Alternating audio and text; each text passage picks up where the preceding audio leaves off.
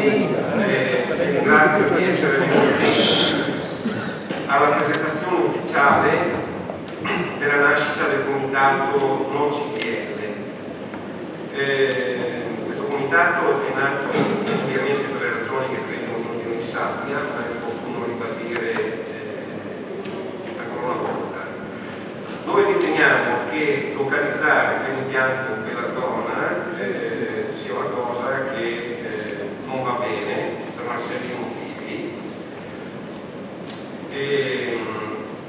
e quindi riteniamo che in questi anni, perché la storia vita di questo progetto è datato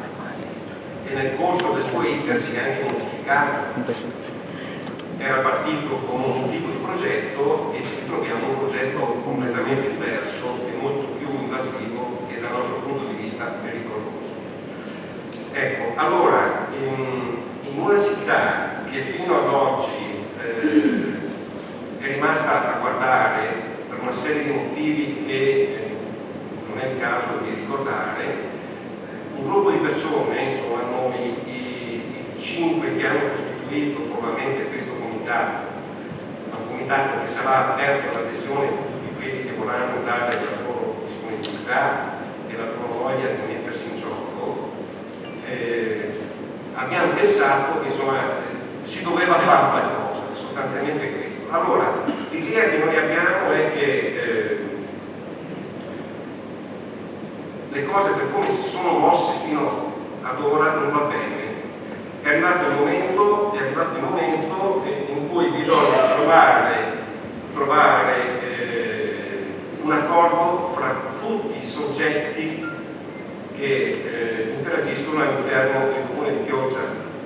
Ripeto comune perché non è una questione che riguarda solamente chi abita nelle vicinanze. Chiaramente qualsiasi problema indotto dalla presenza di questo impianto alla fine ha delle conseguenze che riguardano gli abitanti di tutto il mondo. Non fosse altro perché in ogni caso c'è gente che magari abita fuori come il sottoscritto che abita a Sant'Anna ma ci lavora in una scuola a 300 metri di distanza, voglio dire, e quindi con permanenza di 6-7 ore giornaliere, ma vado a ricordare tutte le altre esigenze che i cittadini che abitano fuori hanno per rivolgersi in qualche modo al centro storico di Chioggia.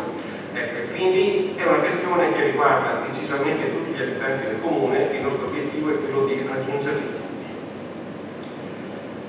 Crediamo quindi che sia arrivato il momento di chiuderla con le polemiche sterili che si sono e continuano anche in questi giorni purtroppo a manifestarsi, perché questo metodo non è che non porti da nessuna parte, porta sicuramente al fatto che l'obiettivo che ci prefiggiamo diventi irraggiungibile. Solamente se la città attorno a questo obiettivo sarà compatta, a cominciare dai cittadini, da tutte le associazioni di volontariato, dalle associazioni di categoria, quindi dai